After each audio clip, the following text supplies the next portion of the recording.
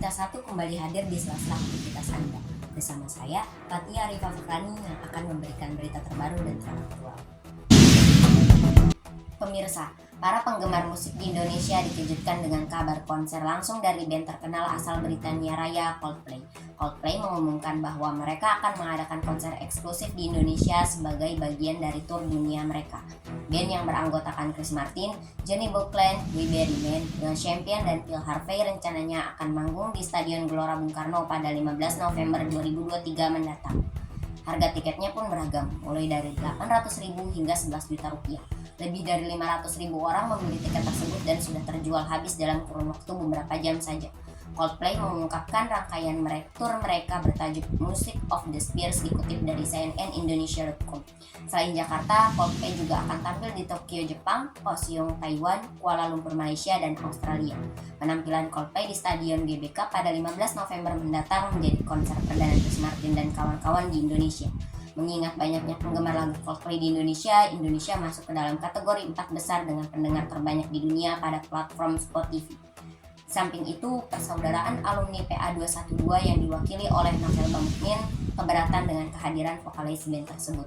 Alasan yang dikatakan Novel tentang konser Coldplay adalah band ini mendukung kaum LGBT yang sangat anti-Pancasila. Pancasila merupakan dasar ideologi negara Indonesia.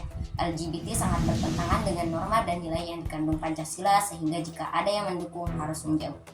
Indonesia baru pertama kali menjadi tuan rumah tahun ini, yang tentunya paling dinantikan oleh para penggemarnya karena sulitnya band ini mengadakan konser di Indonesia. Fans memiliki harapan yang tinggi untuk konser ini. Mereka ingin melihat band Coldplay tampil di hadapannya sendiri. Penggemar Coldplay berpikir mereka tidak bisa melihat latar belakang band dan hanya ingin bersenang-senang dengan idola mereka. Menteri Koordinator Bidang Politik, Hukum dan Keamanan Mahathir juga memastikan saat konser digelar, seluruh aparat keamanan akan dikerahkan untuk melindungi masyarakat yang menghadiri konser tersebut agar tidak terjadi kekisruhan akibat kelompok yang tidak setuju. Namun, Menparekraf Sandiaga Uno mendukung band yang akan menjadikan pariwisata internasional sebagai tujuan perubahan ekonomi di Indonesia. Turis mancanegara yang sebagian besar dari Indonesia pasti akan menghadiri konser ini.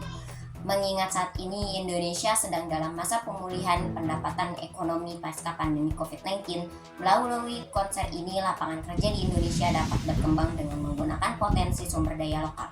Jika negara tersebut menjadi produsen, perubahan ekonomi Indonesia dapat berubah tidak hanya sebagai konsumen, hanya menikmati pengolahan dari luar negeri, tetapi juga dapat menciptakan suatu produk dan kemudian mengekspornya ke luar negeri dengan tujuan mengurangi masalah pendapatan ekonomi Indonesia. Demikian berita yang saya laporkan saat ini. Saya Fatia Arifah Fikrani. Terima kasih.